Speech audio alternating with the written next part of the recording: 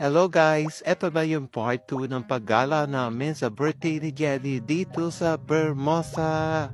Ayan, hello kay kuya na sobrang bait sa akin, no? Gusto ko na nga sumama sa kanya eh. Kaso bigla siyang nagbabay nun. Hello sa mga friends niya. Yan. Sabi ko, ipalo niya ako sa TikTok para mapanood niya yung video. Hello kuya, kung nanonood ka.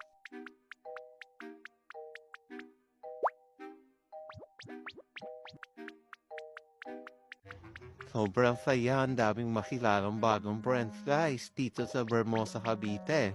Hindi ako nauubusan ng energy.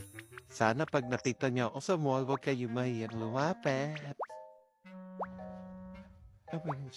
Ayan, may bagong friends ulit tayo na nakilala. Hello ate.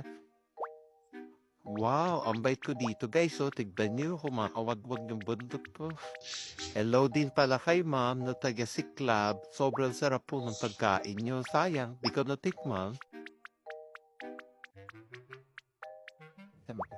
Ayan, ang dami talagang friends. Hi ate, hi mother, hi kuya. Ayan, huwag kayo mahihiyang ipet ako dahil friendly naman ako, hindi ako nangangagat.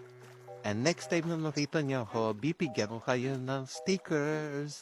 Ayan, thank you sa mga new friends ko na nakilala dito sa Bermosa, Cavite. At ngayon, meron akong tips na nakabang kasi may tricks akong gagawin. Walang iba kundi ang sit.